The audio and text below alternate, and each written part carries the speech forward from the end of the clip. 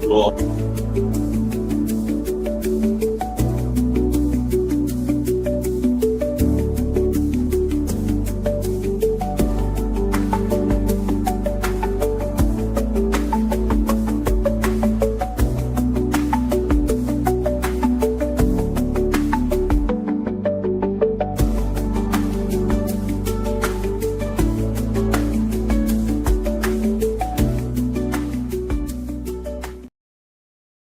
Role that they play, and probably it's just that it's like I think the previous panelist mentioned that it's gaining importance. So I'm very happy that supply chain, or this was in the video just now, this video footage showed that importance of the supply chain is emerging, and probably we look up to these deliberations to enhance our knowledge and enhance our technology, enhance the way we work, and how we bring more contribution to the entire economy. Thank you to elaborate. One thing is that logistics is connecting the dots between the supply chain is very vital, very important. And post-COVID, we realized the fact of the logistics. I think it is a boardroom discussion, all the gross industry about how the logistics to be looked after within next couple of years. Coming to the topic of discussion, I think we have how to planning for uncertainties tomorrow, right? How we can do bring to the agility and speed into that. And very first point is a planning structure. How we do the forecasting, how we do the structural planning to build the agile and complete processes of predictability. I think to discuss more on that, I request Bharat to throw some light on this topic on supply chain planning, especially to the SNOP processes and any other processes which is really guiding factor for today's year. See, when I started my career, my boss told me that if you can plan better, you can execute better. And then it comes to KPI results. Today, more of a planning shifted to more of a predictability level. So when I'm saying so it's just like we are discussing about digital planning, we are discussing about scenario planning, we are discussing about scenario 1, 2, 3, 4. So what if scenario, what is more important? So we are not worried about what is going on in the current network. Rather, the tension in supply chain is for unpredictable things. For example, the recent structure change, and then there will be lots of backlog, then there will be a surge in demand, because everybody wants to have a full kind of a leverage to those tax regime and all. See, all what I'm saying is, before doing your execution, you need to plan. And for planning, you need to have the visibility. That's why in previous panel of the discussions of SCM panelists, that they are also discussing what can be digitized, what can we have SNOP plan. So, more of an SNOP, I am more interested in SNOE. See, because ultimately we all need to execute something. So, planning is okay, but how you will execute, you need to plan that first. So, I am more into that kind of a thing. You need to plan your demands. So we have concept of demand sensing. So before demand forecasting, you need to have sense the demand, and then there is a network of distribution. So what we are doing now, we are sensing the demand, and now my model of network is on replenishment model. So we are continuously replenishing the things. Instead of forecasting, we are just replenishing, and we are sensing so that we can plan those things better. In a way, we are doing SNOE rather than SNOE. Just I think just to add on this subject, I think I want Niva to come into to throw some light on what Bharat has spoken about. And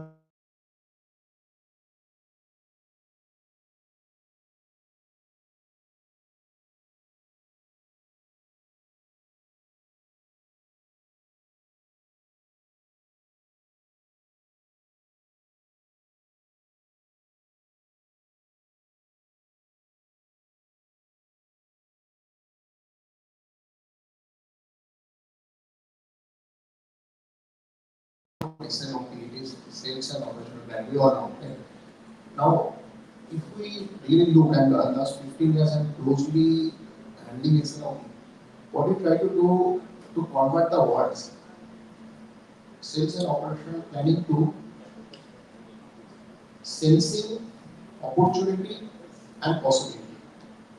Now, what happens is, that there are three elements: that sales, manufacturing, and supply chain sits in the middle. There are many a times it happens that we start challenging each other rather than complimenting each other. And it's something like that. इसमें मेरा क्या जाता है, मेरा कुछ नहीं जाता है, तेरा घाटा. See, the paradigm shift, when we are talking about the last panel, we are talking about the paradigm shift. The paradigm shift, what we try to do that first we start believing that whatever we do in supply chain, we try for 100% accuracy or 100% achievement, but something will not allow us to reach to that 100%. So that accepted that if we keep on demanding 100% that we make the room toxic, that okay, I need comfort milk. Business is not about for us comfort milk, but rather than looking into that what are the best possible opportunities, working on that, and the moment we move from the mindset of 100% to the near of 100%, that eased down the tension from the room.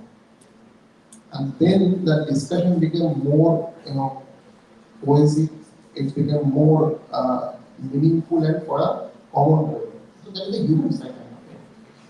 Now with the technology coming in forefront, also there is a tendency of depending on too much of technology. Too much of seeing the numbers first, rather than looking into the plan B and C. So that is also one thing we try to avoid, that only to look on the plan A and hang on with the plan A, because the entire world is becoming the VUCA world we are talking about actually is changing in 48 hours for us. So what we are seeing in last 72 hours. So if we are talking about some product where GST was 18% or is 5%, immediately enter your planning or your forecasting for a volume is now in double-digit management to change. A product, what is having a say 5% now, if it is 20% GST is now 40%. Again, there will be mean shift into the day-to-day demand. So agility, looking into the horizon between only one plan, and third thing is that believing in each other's strengths. I think that is the essence of the SNOP from a philosophical point of view, what we try to achieve. Thank you, Arun. I think coming to Tarun, to you, when we're talking about the end-to-end supply chain is the factor of globalizations, we are always been saying it, right? And why globalization is still be there? Because no country is self-sufficient. For getting some sort of raw material, you need to be dependent on other countries, because no country is self-sufficient, and we need to have a various flow of material being coming, whether we talk about Middle East or African countries or Russia or Asia region itself. We have to depend upon material and commodity to bring your product into life, right? So when you're talking about from globalization to localization, and then a lot of things have been spoken during post-COVID about nearshoring, offshoring, and the commodity to be brought into close to the country and all this stuff. What is your views on that? I think you are working a lot on this for your company, and a lot of experience you have into this. How you are seeing it, this globalization to localization? Thank you so much for putting this up. I think it's a very, very key topic which is very close to us. As a global leader in lubricants and oil and gas industry, with having presence with more than 100 countries across, having 30 manufacturing plants, and having 1 lakh plus employees all across the world, it's very, very paramount for us to ensure and see that how do we kind of move this into globalization to localization model, right? So what we say currently is that think globally, act locally. Right? What does it mean? It means that you envisage yourselves to build an infrastructure which is mostly locally governed. And I have a use case to tell you how I represent this is that. Because when COVID and things happen, there's a component of us called additive. It's an enhanced booster for your lubricants oil, which contributes to like 80% of the use of the crude oil which makes into lubricants, right? And this component has a market of $5 billion across globally. Globally, we have five big players who are managing around 80% of the global market. And out of these five global key players, 80% of us are there in Europe or Americas, to some extent in China. And when the whole disruption happened, we're going to see that, irrespective of your SNOP or SNOE, when the disruption happens, because of the lead time, which is 3 months to 6 months, you eventually happen to have an issue of not having the product reliability, which actually hit us very hard as a global company. And we realized that the localization for us is one is India per se. Now I'm talking about India as a country, or could be APAC, Asia Pacific, right? So we look after two locations, which is India and Singapore, which could be our nearest hub. Now every now and then there could be disruption happening because of port, because of US, because of something with the Americas, and vessel being not reliable. So we happen to drive this localization in India, which in two aspects. One is to create a component hub, not for us, but for our suppliers and suppliers, to make sure that they have a requisite hub in India and Singapore to manage their own needs. Second, to bring the expertise and formulation in India so that they have more of a JVs, because they cannot set up overnightly the plants in India, right? So they have find out the local expertise in India to have a JV to start producing some of the components for us, which usually help us, right? Third is to have a hub and spoke model. Hub and spoke model they developed in countries like Singapore and India to have more key products being shipped out from US and India in advance to make sure that the disruption everything is sorted out. So with totality of 3-4 actions in place, it helps us to localize now. Currently, I am very glad to say that in 2021 we were at 50% of localization. Currently, we are sitting at 85% of localization. So it's more of a reliable now. Now we are looking at the stage that we have developed so much of local developers or local additive suppliers who are now exporting to Middle East. So it's the other way around. So the only thing they need at that point of time, a global giant like us, to help them and help the expertise and know-how to them, which helps them to build up the infrastructure. You want to add something? So the crux is that you need to shorten your supply chain. So the more you shorten your supply chain, the better is the visibility, and there will be less chances of unpredictability. Also, you mentioned the long lead times, wherein 3 months, 6 months. So ultimately, what he's doing is he is reducing the lead times, and when you are reducing the lead times, so I always say that the biggest MTO is the चाट वाला, जो गोलगप्पे खिलाते हैं, उसका हर unit customise होता है, and he is doing it without any fail because customer feedback, or he is giving the material, the final finished goods, is just a seconds away. So if you can shorten your supply chain to an extent like the चाट वाला, you can do wonders in your supply. That's what I think. Just to add to what both of them were saying, we are also in an industry where we serve API pharma industry, where one of the component of raw material is to buy from Germany, carbon, because it was only one source available in Germany, and because of this Russia-Ukraine war and availability of gases to the Euro, the lead time has gone from 3 to 4 months to 9 months and 12 months, whereas predictability of our visibility from our API pharma manufacturers were only for a month. And we used to carry about inventory of almost like 1 year now. So you can imagine we are carrying inventory for a year, whereas my customer is not giving my forecast of visibility of more than a month. So the way thing, because then we started looking into how to localize this product, how to optimize within India, how to look into it. And it's a long process of approval, because going in a life-saving drugs, you need to have a lot of time required for approval processes. So that is where I think the industries are working towards localizations.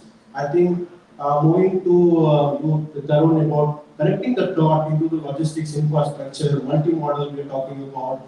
We have seen a lot of disruption during the Red Seas, lead time going up because of the movement happening from Cape of Good Hope, like from 30 days to 45 days.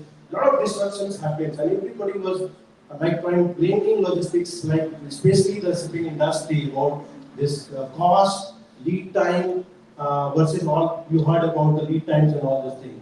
So how your takeaway, because you are from that industry, I want your views on this complete the infrastructure model and the logistics, how really it is shaping up, whether it is something that has been really been working over there, and what is your view on this? Yes, thank you. I accept that this has been quite a pain point for the global trade operators, the disruptions.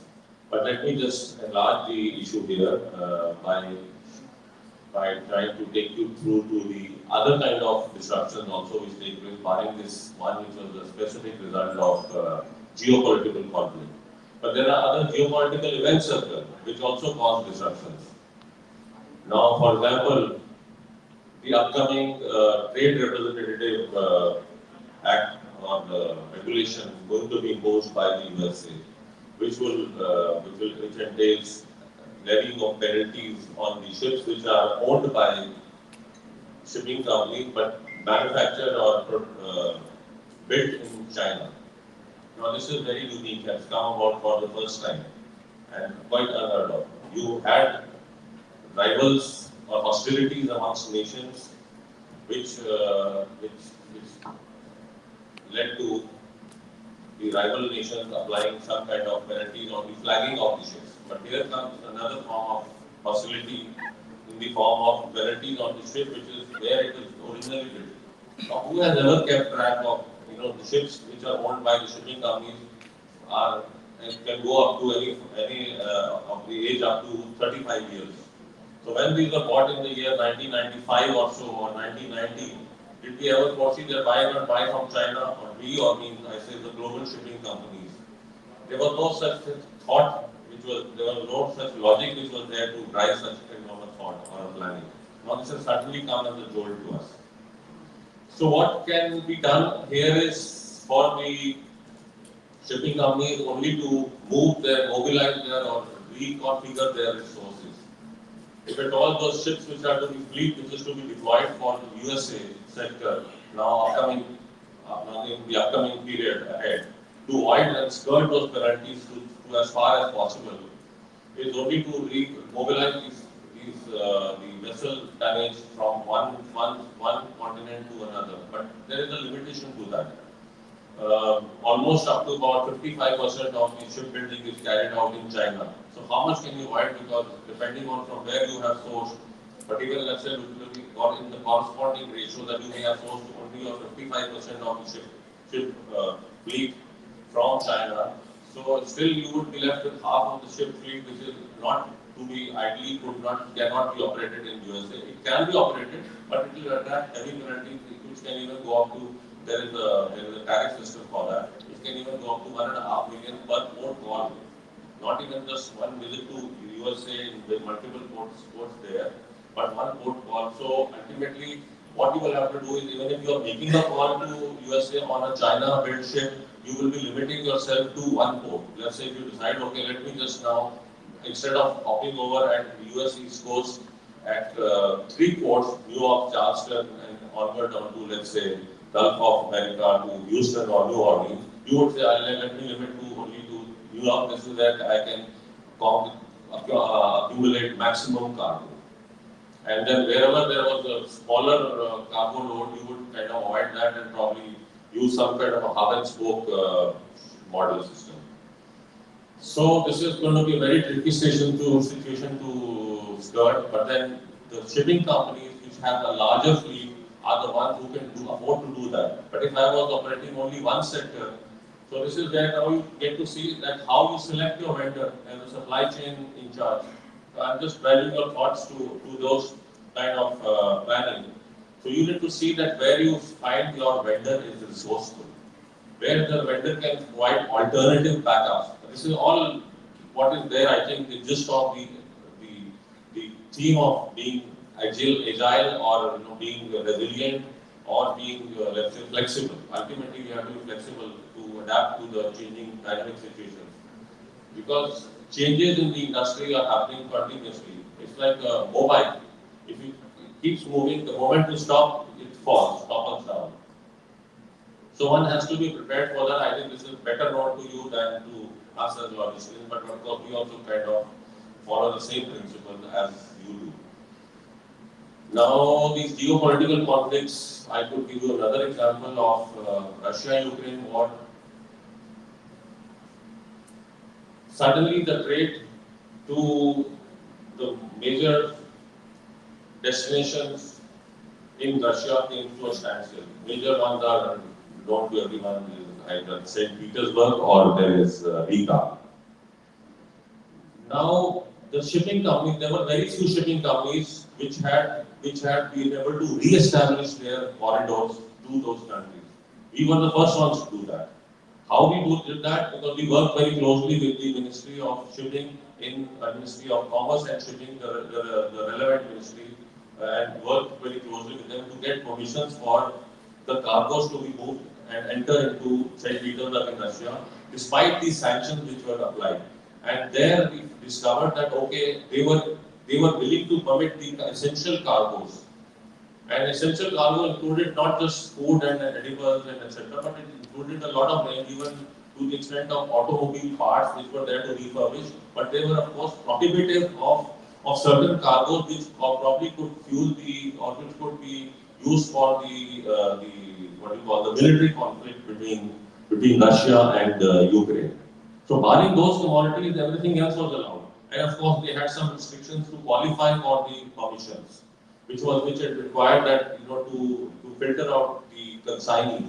So those you could skirt around the US sanctions and UN sanctions, and you would probably know there are about almost 3 sanctions which are already in place for the trade to Iran. There is US sanction, there is UN sanction, although they are more or less parallel to each other, but then they have slight differences in the composition of the directives which are emanating out of these sanctions. So the logistics provider, or let's say the shipping company which caters to deliver your cargo, has to be prepared to switch over to the alternative means. So we still have those mechanisms. Libya is under sanction. We have those special norms to clear the cargo to Libya. We have to apply to the Libyan authority. We have to apply to the UN to get the clearances. But we have to be very swift in arranging for all those permissions. Otherwise, we simply say, sir, sanctions applied. Now we have to just store your cargo wherever it was and park it in some kind of a bandargah or an island. And please manage to take it yourself because these are my disclaimers under my bill of lading and please manage it yourself. No, but we did come to rescue. Okay, probably were able to, we halted and paused and probably had to think for a moment and then replan our routing and the manner of delivering those shipments. So there was resilience which was there with certain reputed companies, resourceful companies, and similarly it was in the case of the Red Sea conflict, which came about suddenly I think towards the end of 2023, and now it is almost about a year and 10 months which have gone to that. The corridor of Suez Canal is not over. It is the disruption in that corridor is not over as yet. Some companies did attempt in the beginning of the first 3 or 4 months of the quarter of the January of the year 2024 under some military escort, but that it was not workable because random attacks and those various forms of missile attacks took place, and of course some ships were damaged, but luckily, fortunately, no human life or much damage was caused on that side. So then, and to circumvent now, to overcome this kind of a hurdle, the shipping lines had to deploy extra fleet. Of course, the cargo owners also had to suffer a lot. They had to bear in terms of extra transit times for delivery of their cargo. So the more cargo was sailing on the water, but then because more cargo was sailing on the water and taking a delivery time of almost up to about anywhere from 9 days to 15 days, depending on the end sector that you would have. If it is let's say the East Mediterranean, which was otherwise nearer to India, would probably be taking the longest time because cargo had to come via the Morocco and the Portugal Strait and go deep inside back and towards the almost to the Egypt. And USA also was on an average. US ports on the eastern coast are still taking up to about 10 to 12 days higher. So there is a cost to that. There is more fuel to be burned up, and there is a cost of deployment of extra vessels. A typical fleet which is operating on a cycle of about 70 to 80 days return up and down from from a foreign sector like USA from India. It takes up to about 65 to 70 days depending on the routing pattern that the shipping line has chosen or follows. But now if it is taking about 20 days extra, both ways together, it means about nearly about 2 to 3 vessels have to be deployed to maintain the same frequency of services. But then of course every shipping company does not have those kind of extra vessel lying just idle. If they were lying idle, then obviously which means you are being very unproductive with your resources. So obviously nobody can afford to keep those idle vessels parked idle just in case there would be a breakdown or there would be a situation, conflict or a disruption situation taking place. But somewhere by way of blank sailing, I would here disclose that there were instances where the shipping line, instead of 4 sailings in a month, they had to resort to blank sailing, skip on sailing, so as to make up for the extra vessel which had to be deployed in that fleet. So this is how we overcame, but it was like a collaborative, concerted action or concerted, at least agreement between both the sides, the end user, the customer, or the receiver of the cargo, or the cargo owners, let's say, and the hardware provider of the vessel's operations. Similarly, there are other conflicts also, if you can allow me to share, because they are all of different nature. There is South China Sea, which also is under the threat of some kind of hostilities to the rival nations from China. Or, let's say let's say we say country, but there are threat of hostility. So which requires the ship owners to cover extra insurance costs. But similarly, when they were operating in Red Sea, also the insurance costs had gone up from, I would say, from about 0.1% to almost about 8% of the invoice value.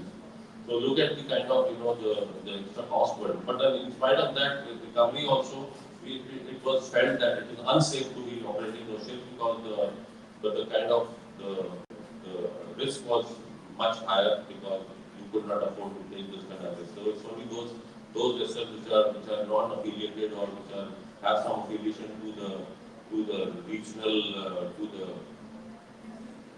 the militant groups who have some kind of protection or some kind of understanding are operating, but those are relatively smaller ships. So I think what we have seen in the recent past is the operation in the ports also, the turnaround time has been optimized a lot.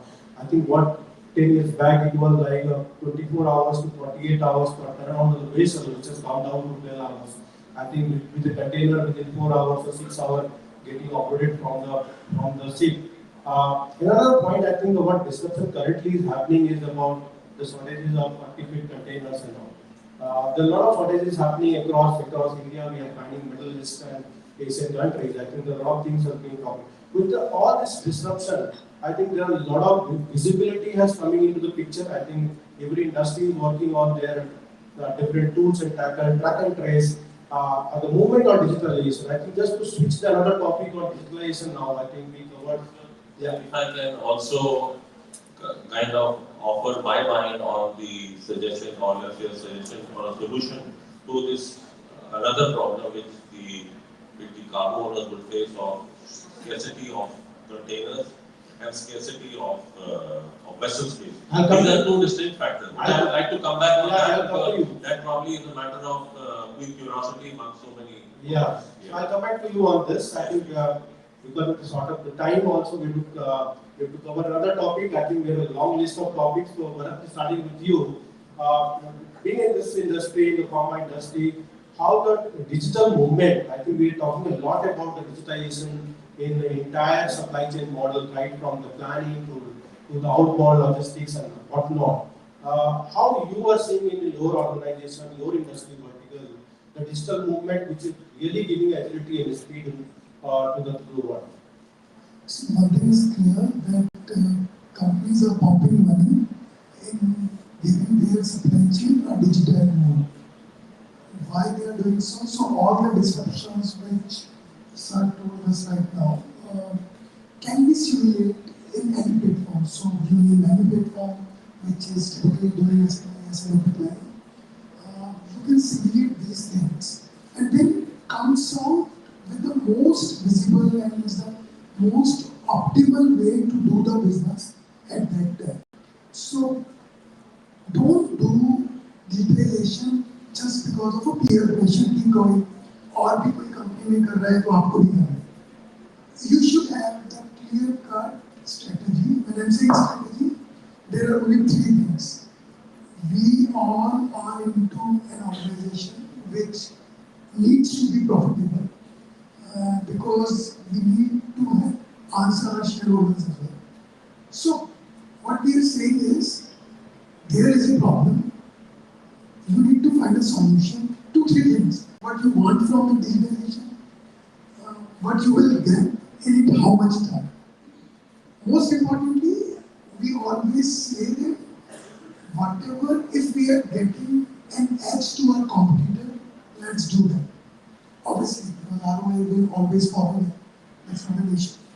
So, all these things which we are discussing, if there is a pool of things, just like an open AI kind of, if we can grab all those things in hand and then can stimulate them something, we can have a result. For example, the monsoon is there.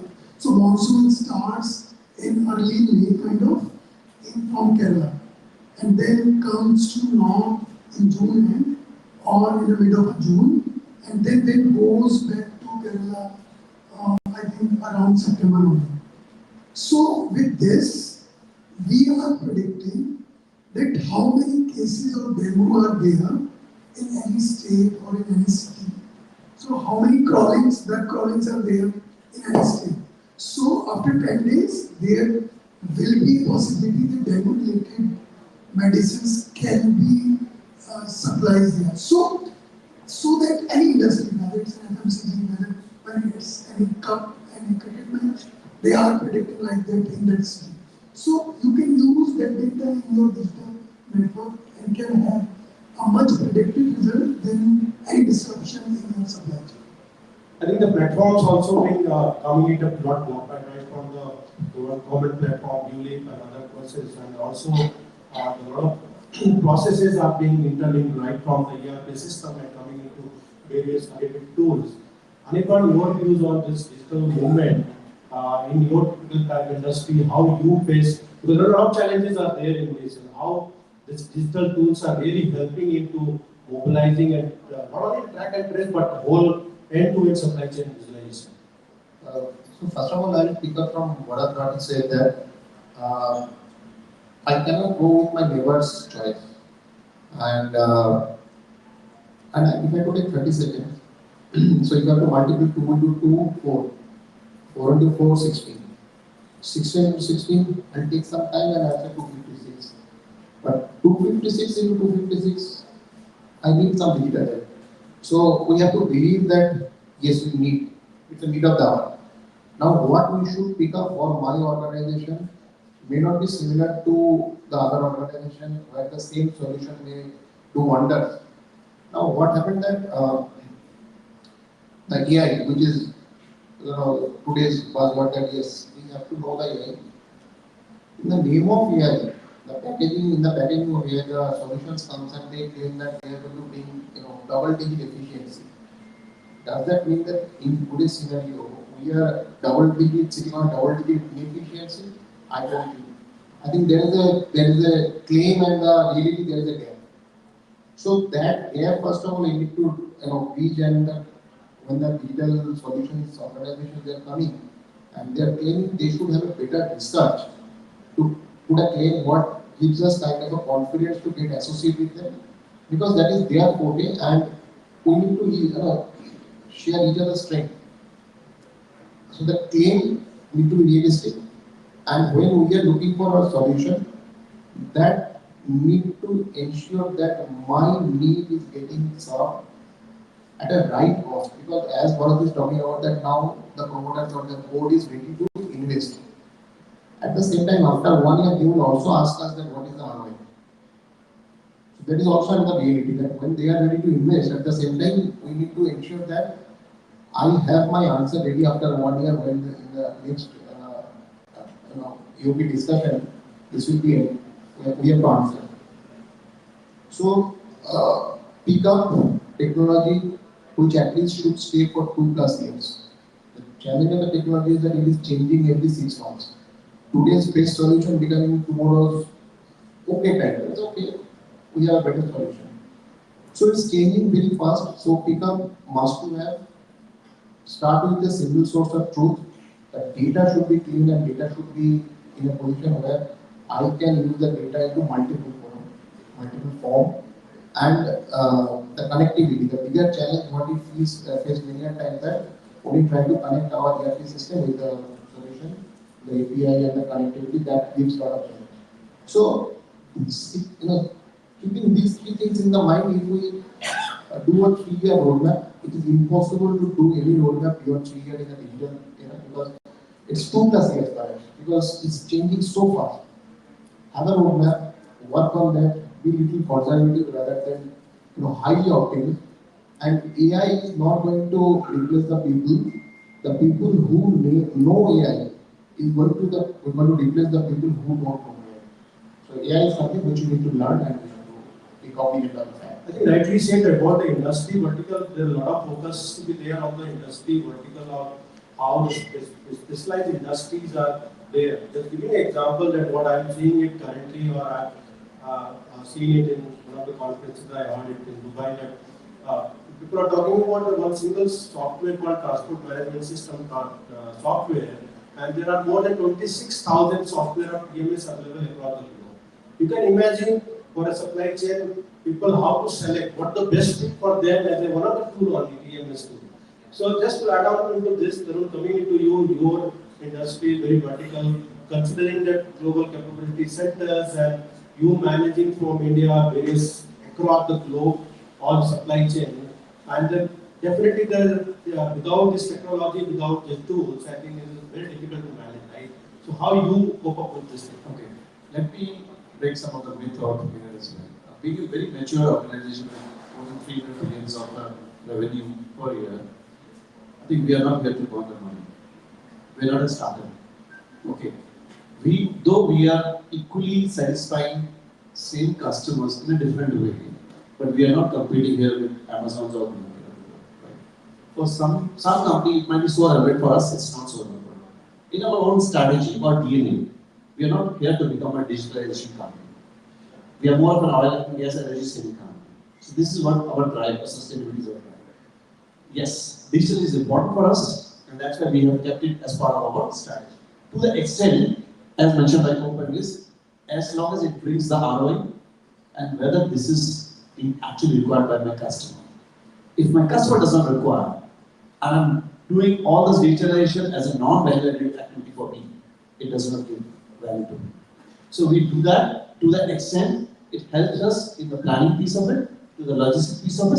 But we are going to be late in this journey, but rather than burning the money. That's the task. I think that what's Ivan also said about the ROI, and also told that the ROI is very critical for any organization to survive because they're not here to throw the money, and survival is the fittest thing which is to learn. Just to build on this, what you have wanted to add certain points.